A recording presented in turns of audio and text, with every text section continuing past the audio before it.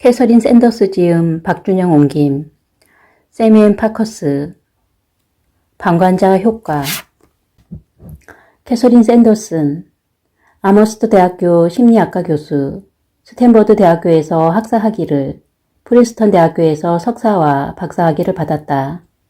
지극히 개인적인 심리적 기재이면서 전 세계를 뒤덮고 사회적 이슈가 된 침묵과 방관, 무관심이 불러온 나비 효과를 보며 가졌던 왜? 라는 질문이 방관자 효과의 시작이었다. 샌더스는 이 책을 통해 방관자 효과의 위험성을 경고하고 행동으로 옮길 구체적인 방법을 조언한다. 미국에서 가장 영향력 있는 고등교육 정보기관인 프린스턴 리뷰가 선정한 최고의 교수 300인의 이름을 올리기도 했으며 워싱턴 포스트, 보스턴 글로브, USA 투데이, 애틀랜틱, CNN, CBS 등 수많은 언론을 통해 사회의 다양한 문제와 현상을 심리학의 시각으로 해석하고 함의를 짚어주고 있다. 지은 책으로는 생각이 바뀌는 순간 등이 있다. 서문, 우리는 왜 행동하지 않는가? 2017년 8월 25일, 남편과 나는 하루 종일 첫째인 앤드류의 대학 입학 준비로 바빴다. 우리는 월마트에서 작은 냉장고와 러그를 샀고 아이의 새 침실벽에 포스터를 걸었다. 아쉬운 마음을 달래면서 함께 점심을 먹고 전보다 약간 조용해진 집으로 차를 타고 돌아왔다. 2주 후 어느 날 갑작스럽게 앤드류의 전화를 받았다. 그동안 없던 일이었다. 보통의 10대 아이들이 흔히 그렇듯 통화보다는 문자로 연락하는 경우가 훨씬 많았다. 앤드류는 갈라진 목소리로 기숙사 룸메이트가 죽었다고 말했다. 앤드류는 죽은 룸메이트와 죽이 잘 맞았다고 했다. 룸메이트도 신입생이었고 고향도 매사추세츠로 같았다. 자신이 졸업한 고등학교와 경쟁 관계에 있는 고등학교를 나왔고 자신처럼 남동생이 있다고 했다. 어떻게 된 거니? 내가 물었다. 앤드류의 말에 따르면 친구들과 술을 마시고 있었다고 한다. 토요일 밤이었고 밤 9시쯤 만취한 룸메이트는 쓰러지면서 머리를 부딪혔다. 앤드류 그리고 함께 술을 마신 라크로스 팀 동료들은 몇 시간 동안 번갈아 룸메이트를 돌봤다. 허리가 꺾이거나 토하다가 질식하지 않도록 배낭을 어깨 쪽에 고여놓았다. 확실히 숨을 쉬고 있는지도 여러 번 확인했다. 그런데 그들이 약 24시간 동안 하지 않은 행동이 한 가지 있었다. 911에 전화하는 것이었다. 이들이 도움을 요청한 시각은 일요일 오후 4시였고 이때는 이미 늦은 뒤였다. 의식을 잃은 아이는 병원으로 실려갔고 가족들과 마지막 작별 인사를 할 시간을 벌기 위해 생명유지 장치를 달았다. 재빨리 의료진의 도움을 받았다면 아이가 살 수 있었을지도 알 수 없다. 어쩌면 그럼에도 살지 못했을지도 모른다. 하지만 아이에게 기회조차 없었다는 사실만은 분명하다. 심각한 응급 상황에서 대학생들이 아무 조치도 취하지 못한 이 상황은 사실 전혀 낯설지 않다. 위급한 상황에서 아무 행동도 하지 않는 것을 택하는 것은 비단 대학생뿐만이 아니다. 왜 유나이티드 항공과 관련해 인터넷에 퍼진 영상 속에서 항공기에 탑승한 승객 대부분은 누군가가 강제로 끌려나가는 모습을 보고도 조용히 앉아 있었을까? 왜 사람들은 모욕적인 언어와 괴롭힘을 보고도 침묵하는 것일까? 왜 카톨릭 교단의 수많은 성직자는 수년 동안 신부들의 성적 학대를 보고하지 않았던 것일까? 나는 1990년대 프린스턴 대학교를 졸업하고 아머스트 대학교 교수로 재직하며 20년의 경력을 쌓으면서 내 연구는 사회적 기준에 집중되었다. 사회적인 기준이란 우리의 행동을 형성하는 불문율을 말한다. 사람들은 사회적 집단과 어울리고 적응하기 위해 이 사회적 기준을 따르지만 기준을 인식하는 데 있어 치명적인 오류를 저지른다. 나는 이처럼 행동에 실패하는 절박해 보이는 사람들의 사례에서 무슨 일이 일어나고 있는지에 대한 혼란과 개인적 책임의 부족, 사회적 기준에 대한 오해, 결과에 대한 공포 같은 동일 요인에 의한 근본적 문제를 찾고 있다. 나는 연구를 통해 얻은 사회적 기준의 힘에 대해 가르치고 이 기준과 오해의 결과를 인식할 때 자주 저지르게 되는 오류를 지적해 더 나은 행동을 하도록 도왔다. 내 연구에서 캠퍼스의 사회적 기준이 건강하지 않은 신체적 이미지를 강조한다는 사실을 깨달은 여성 신입생들은 섭식 장애를 겪을 확률이 낮았으며 정신적 문제를 겪고 있는 친구들이 많다는 사실을 알게 된 학생들은 이후 정신질환 치료에 대해 긍정적 시각을 갖게 된다는 것을 확인했다. 오해로 이어질 수 있는 심리적 과정을 이해하도록 돕는 것은 실질적인 잘못을 줄이고 타인에 대한 오해를 줄이며 심리적 그리고 신체적으로 도움이 된다. 그래서 사람들이 행동하도록 만들 수 있다. 1987년에 스탠퍼드 대학교 학생으로 처음 심리학에 입문했을 때 무리 속에 있을 때 나의 행동이 얼마나 영향을 받는지 깨닫고 깊은 인상을 받았다. 필 짐바르도 교수의 제자가 될 수 있었던 것은 영광이었다. 짐바르도 교수의 스탠퍼드 감옥 연구는 지금도 심리학에서 가장 중요하고 논란이 되는 연구로 남아있다. 이 연구가 나를 사회심리학으로 이끌었다. 당시 연구진은 실험을 설계하고 사람들의 행동을 측정할 수 있었다. 하지만 우리는 이를 설명하는 메커니즘은 관통하지 못했다. 내 안에서 어떤 일이 벌어지는지 알지 못했던 것이다. 최근 신경정신학의 발전으로 이런 한계를 극복할 수 있게 되었다.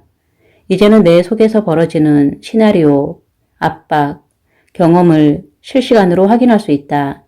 나는 이 책에서 사람들이 응급 상황에 놓여 있을 때 행동하지 않게 만드는 이유가 세심한 절차에 의해서가 아니라 내 속의 자동 기제에 따른 결과라는 사실을 보여줄 것이다. 이 책을 집필한 목적은 사람들이 좋지 않은 행동 앞에서 침묵하려는 인간의 자연스러운 본성 이면에 깔린 심리적 요인을 이해하도록 돕고 나쁜 행동이 지속되도록 허용하고 침묵하는 데 있어 얼마나 중요한 역할을 하는지 알리고자 합니다. 이 책의 앞 절반에서는 사람들이 나쁜 행동에 개입하는 상황과 심리적 요인을 설명하려 한다. 이어서 이보다 더 일반적인 현상인 다른 사람의 나쁜 행동을 보고도 침묵하는 이유에 대해 설명하고자 한다.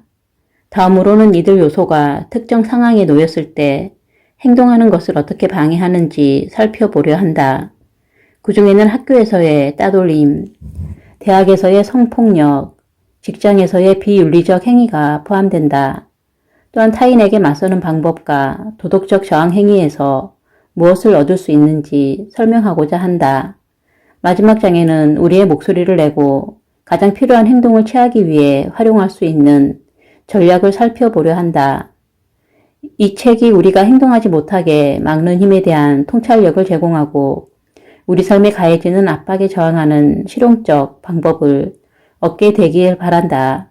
또한 여러분이 이 책의 내용을 통해 어려운 상황에서도 분연히 옳게 행동할 수 있기를 바란다. 마지막으로 침묵의 방관자가 되었을 때 일어날 수 있는 나비 효과를 막을 수 있는 비밀은 긴급한 상황에서 도움을 청하는 전화를 걸기까지 20시간이나 기다리지 않는 것이라는 사실을 알려주고 싶다. 우리는 미움받을 용기가 없다. 2017년 2월 4일 펜실베니아 주립대학교 2학년인 19살 티머시 피아자는 남학생 사교 모임의 위험한 통과 의례의 일부로 82분 만에 18잔의 술을 마셔야 했다.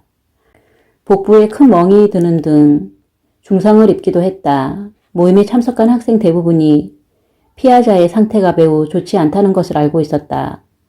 그러나 누군가 911에 전화를 건 것은 피자가 쓰러지고 12시간이 지난 뒤였다. 병원에 도착했을 때 피아자는 비장열상, 심한 복부 출혈, 뇌 손상을 입은 것으로 밝혀졌다. 그는 다음날 사망했다. 티머시 피아자의 죽음은 비극이었지만 이례적인 사고는 아니었다. 매년 남학생 사교 모임의 가입 파티에서 학생들이 죽는다. 남학생 사교 모임의 가입 의식은 평범하다 못해 훌륭한 젊은 남성들에 의해 수행된다. 피아자는 모임의 회원들이 공학과 생물학을 전공하는 진지한 학생이 다수였기 때문에 가입을 희망했다. 이 모임은 지역 공동체의 봉사활동도 하고 있었다. 이들이 의리를 중요시하는 냉담한 사이코패스들로 가득 찬 것은 아니었다. 그런데 사교 모임 입단식에서 발생하는 사망사고의 경위는 동일하다. 누군가 술을 먹고 힘들어하고 의료진의 치료가 필요하지만 아무도 조치를 취하지 못한 것이다. 만약 우리가 속한 사회의 구성원이 이런 그릇된 행동을 자행할 경우 여기에 맞선 사회적 비용은 훨씬 더 클 수 있다. 사회적인 비용은 과도한 신입생 환영회부터 유쾌한 언급에 대한 웃음까지 우리가 속한 집단의 구성원에 맞서지 못하게 한다. 비용이 너무 막대하기 때문에 도움이 필요한 다른 누군가를 외면하게 된다. 같은 공동체 구성원들에게 맞서는 것은 왜 어려울까?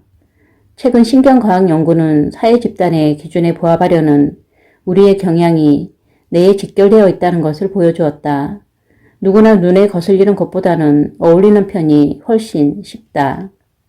콜롬비아 대학교의 사회학자들은 사회적 기준이 10대 청소년들의 음악 취향에 어떻게 영향을 미치는지 연구했다.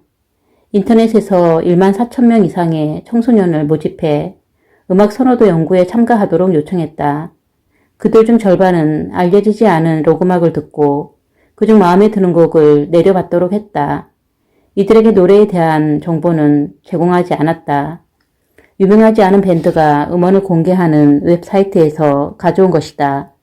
나머지 절반은 유명한 노래는 아니었지만 얼마나 많은 사람들이 내려받았는지를 보여주었다. 많은 사람들이 내려받은 노래는 실험 참가자들이 선택할 비율을 크게 증가시켰다.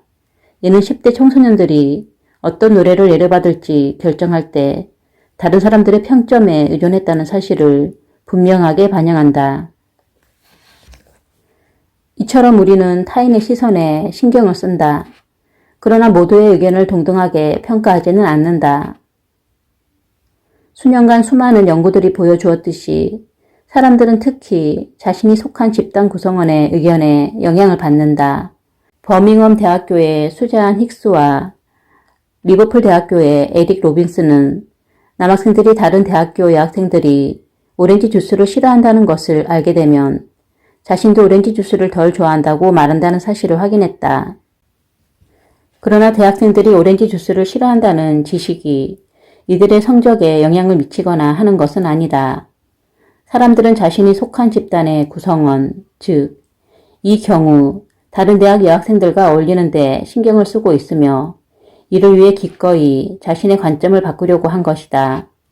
수능하라는 압력은 매우 강력할 수 있다.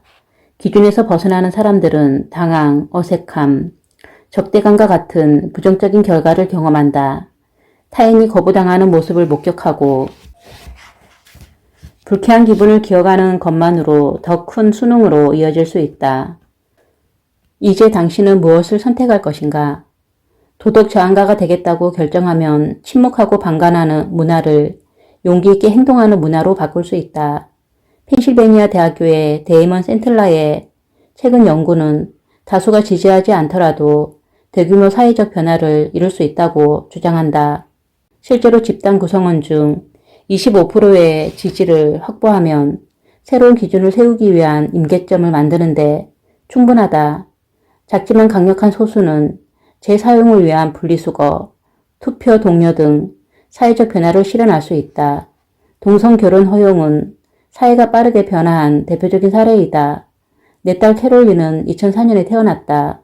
그 해에 매사추세츠주는 미국에서 처음으로 동성 간의 결혼을 법적으로 허용했다. 2015년 미국 대법원은 동성 간의 결혼이 근본적 권리라고 판결했다. 미국의 거의 모든 주에서는 동성 간의 결혼이 불법이었지만 전국적으로 단 11년 만에 합법으로 인정받는 놀라운 변화에 대해 캐롤린이 했던 말이 아직도 생생하다. 캐롤린은 왜 이렇게 오래 걸렸죠? 라고 물었다. 내가 캐롤린만한 나이였을 때는 동성결혼이 가능할 것이라고는 꿈에도 상상하지 못했다. 동성연애자가 미국의 대통령 후보가 될 것이라고 짐작하지 못했다. 어쩌면 공격적인 말을 듣거나 성적으로 문제가 되는 행동을 목격하고 직장에서 목격한 부정행위에 대응해 행동하기를 기대하는 문화를 만드는 것은 그다지 큰 노력이 필요하지 않을지도 모른다. 법학자 카스 선스타인은 변화는 어떻게 시작되는가에서 침묵하고 방관하도록 만드는 사회적 기준은 어떻게 무너지고 사회적 변화를 가져오는지 설명했다. 가끔은 한 사람의 목소리만으로 충분할 수 있다. 한 사람의 목소리가 다른 사람이 목소리를 높일 수 있도록 용기를 준다면 그것으로 충분하다. 쉬운 선택은 달콤하다. 그냥 외면하고 다른 누군가가 행동하기를 기다리면 된다. 하지만 변화를 만들 수 있음에도 불구하고 그렇지 않기로 선택한다면 그 결과를 수용해야 한다. 에덴의 동쪽에서 존 스타인백이 표현한 것처럼 인간은 선과 악의 거미줄에 걸려들고는 한다. 삶과 생각, 배고픔, 야심에 사로잡히고 탐욕과 잔인함에도 빠진다. 하지만 친절함은 관대함에 사로잡힐 수 있다. 사람은 인생의 먼지와 파편을 치우면 자신에게 이렇게 묻게 된다. 그것은 선일까, 악일까? 내가 잘한 것일까, 아닐까? 부디 여러분이 이 책에서 소개한 전략을 일상에서 활용하고 의문을 제기하고 발견하게 된 답을 자랑스러워할 수 있기를 바란다.